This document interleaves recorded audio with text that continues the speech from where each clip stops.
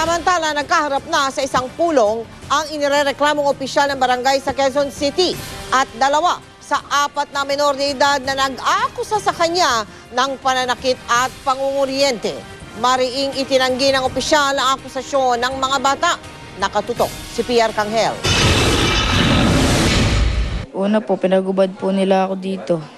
Kami lahat, pinagkukuryente kami. Nagmamakaawa na po kami, hindi niya pa rin kami tinitigilan. Napaupo ka na dyan o pinaupo ka? Napaupo na po.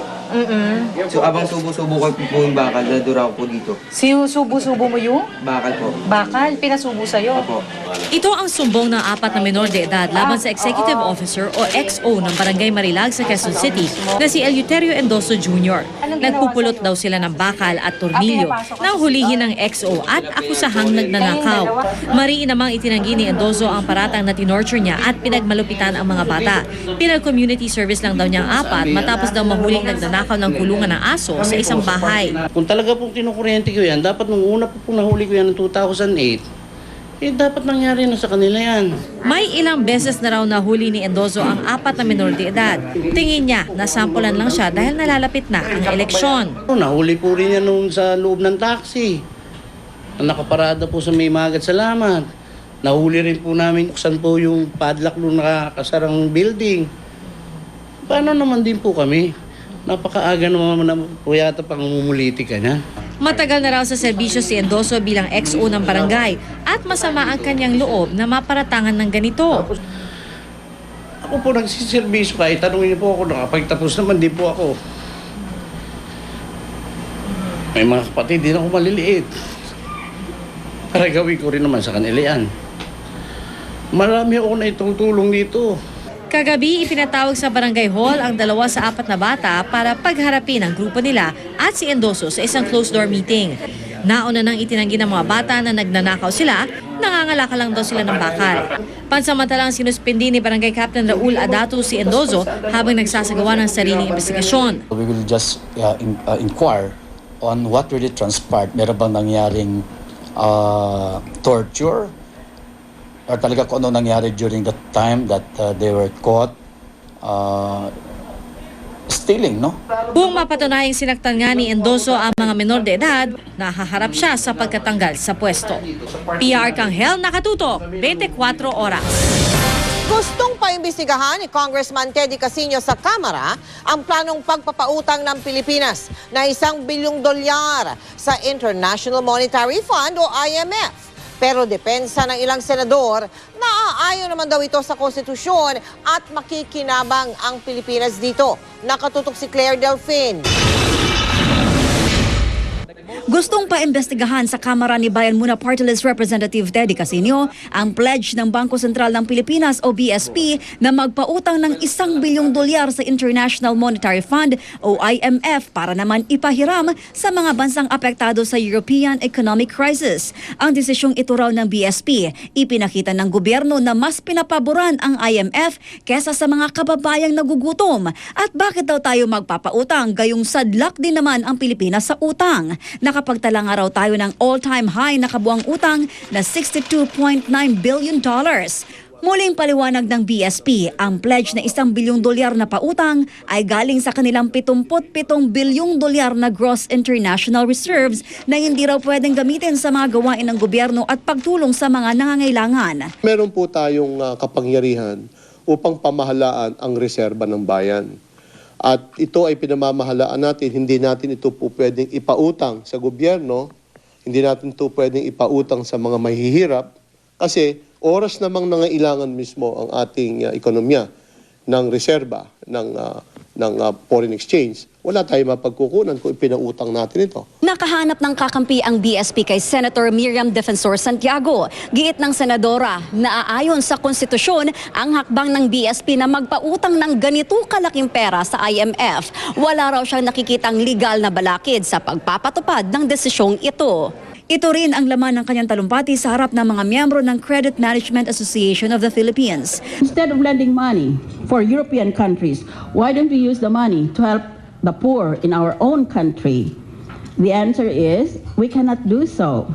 Under the new Central Bank Act, the Bangko Sentral ng Pilipinas is mandated to maintain international reserves. Kaya si dating Budget Secretary Benjamin Diokno gusto nang maamyandahan ang BSP Charter. Halimbawa, ang gobyerno natin ay willing na magbayad sa Central Bank ng 3% dahil sa ngayon nangungutang siya at 5%, edi panalo yung gobyerno, panalo ang Bangko Sentral. At ang pinayayaman natin, hindi yung ibang bansa, kundi kapwa Pinoy. Si Senator Franklin Drilon naniniwalang may benepisyo tayong makukuha sa pagpapairam ng pera sa Europa, isa sa pinakamalaking export market natin at pinanggalingan ng $3.5 million na taunang remittances ng OFWs. If the European economy will collapse, you would have these overseas Filipino workers losing their jobs. It is therefore to our national interest that we help in stabilizing the economy of Europe. Claire Delfin, Nakatutok, 24 Oras. Pahinga muna sa dialysis at blood transfusion o yung pagsasaling ng dugo ang hari ng komedya natin na si Dolphy ngayong araw na ito. Nananatili namang tinatawag na stable at matatag ang kanyang kalagayan, pero hindi pa rin daw gumagana na maayos ang kanyang kidney o bato. Mula sa Makati Medical Center, nakatutuklay si Sandra Aguinaldo. Sandra. Mike, unti-unti nga bumubuti ang kondisyon nitong comedy king natin na si Dolphy at ito po ang dahilan kaya na rin binawasan ng mga doktor ang ibinibigay na gamot sa kanya. Nitong nakarang 2 araw ay ngumiti si Dolphy sa kanyang pamilya at sinubukan pa nitong magsalita. Ngayon naman, iniulat ng pamilya Quezon na unti-unti nang binabawasan ang gamot na pinaiinom kay Dolphy. Wala na ring pulmonya si Dolphy mula kahapon. Tinayak din ng mga doktor na wala itong metabolic encephalopathy o yung temporary o kaya'y permanent na damage sa utak dulot ng toxin sa dugo o kaya'y kakulangan ng oxygen. Some of his medicines are slowly being withdrawn according to how much of this he needs, no? Moving forward. Metabolic encephalopathy, a condition which was mentioned previously, has been ruled out, and simply because he is more lucid and the mini seizures that he used to experience have also stopped completely. Ngayong araw na ito ay pahinga muna si Dolphy sa dialysis at pagsasali ng dugo. Bagamat stable daw sa ngayon ang kondisyon nito, itinuturing pa rin nasa critical condition ng hari ng komedya. Sabi pa ni Nubla, 10% lang ng kidney ni Dolphy ang gumagana sa ngayon. Ideally, it should be 100%. So 10% is low, although before it was much lower than that. No? That's why he needs the help of dialysis. Limitado pa rin ang pagtanggap ng bisita sa ICU dahil madaling mahawa ng sakit si Dolphy sanhi ng mababang immune system. Mike, hanggang ngayon ay wala pa rin boses si Dolphy dahil na rin po yan doon sa hiwa sa kanyang leeg. Pero ang ginagawa ng kanyang pamilya ay binabasa na lamang lip reading yung ginagawa para malaman kung ano yung kanyang mga sinasabi. At kagabi nga sinabi sa atin ni Eric Quezon na nagsabi ito ng I love you, humingi ng tubig at nagpatuloy daw yung pagsasalita niya kahit na walang sound ngayong araw na ito. At ayon nga rito kay Eric Quezon ay ang pagbuti ng kalagayan ng kanyang ama tinuturing nila isang milagro at ito po ay dahil daw po maraming nagdadasal para sa Comedy King. Mike? Maraming salamat, Sandra Aguinaldo. Humihiling ng hustisya ang pamilya ng babaeng pinagbabaril malapit sa isang daycare center sa Tondo sa Maynila nitong Martes. Apila ng asawa ng biktima. Kung maaari ay maglaan ng pabuya ang mga otoridad para sa mabilis ay ika-aresto ng suspect. Nakatutok si Dante Perelio.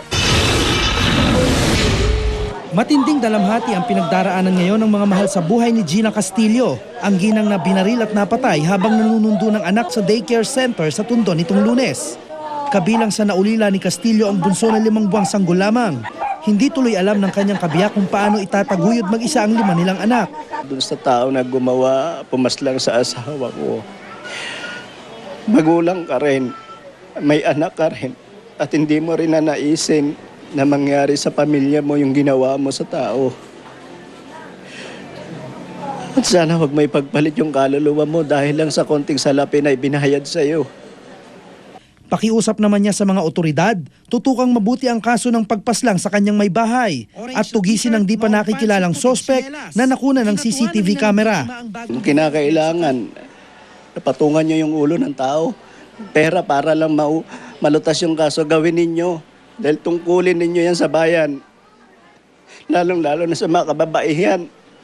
Naniniwala siya na ang kanyang may bahay ang talagang target ng sospek at biktima ng mistaken identity ang unang babaeng napaslang. Bukod raw kasi sa malaki ang pagkakahawig nito sa kanyang may bahay, magkaklase rin daw ang anak nilang dalawa sa daycare. At ng araw na mapatay ito, nagkataong hindi pumasok ang kanyang anak kaya hindi ito sinundo ng kanyang may bahay. Halos 2 linggo lang din ang pagitan ng dalawang kaso ng pamamaril. Kasi ang basihan ko, nung unang tawagan ako ng kapatid ko na nabaril nga yung aking asawa at saka yung anak ko, ang unang tumakbo sa aking isipan na yung unang binaril ay yung dapat na asawa ko. Kaya lang nagkataon lang na kasing hawig niya, kasing puti niya rin yung babae. Natunto namin ang bahay ng mga magulang ng unang pinaslang na si Carmina Paguntalan. Tumanggi na silang magbigay ng pahayag at humarap sa kamera. Pero naniniwala rin sila na napagkamalan lang ang kanilang anak. Kaya hangad rin daw nila ang hustisya. Sa larawang ibinigay nila sa GMA News, makikita ang malaking pagkakahawig ng dalawa mula sa hugis ng mukha, kulay ng balat, taas at pangangatawan. Patuloy naman ang investigasyon ng pulisya sa pagkakakilanlan ng sospek, gayon din sa kinaroroonan nito. Dante Perello, Nakatutok, 24 Oras.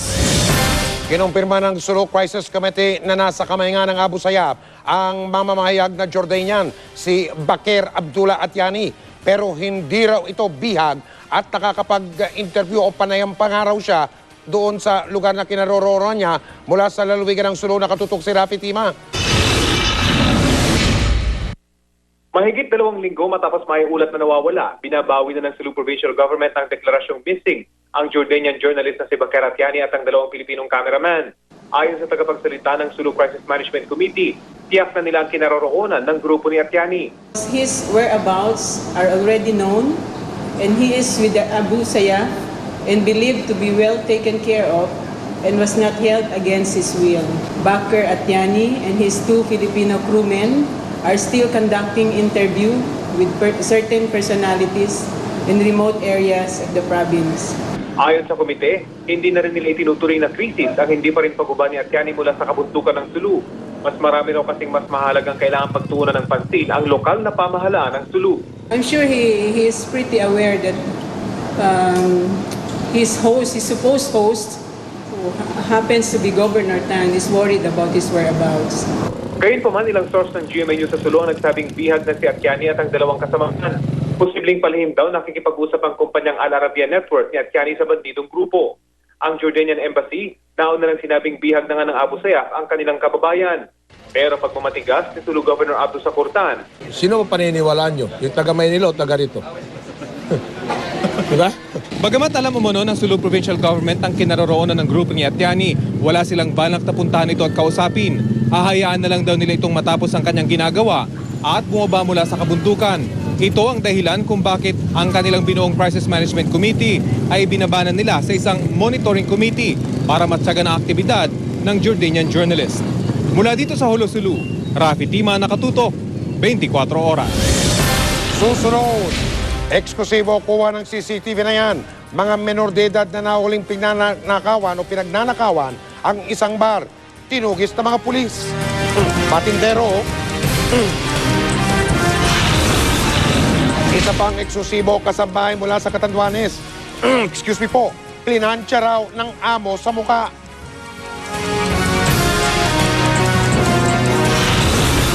Huling-huli sa video na yan, yung estudyante, sinabunutan ng kanyang guro.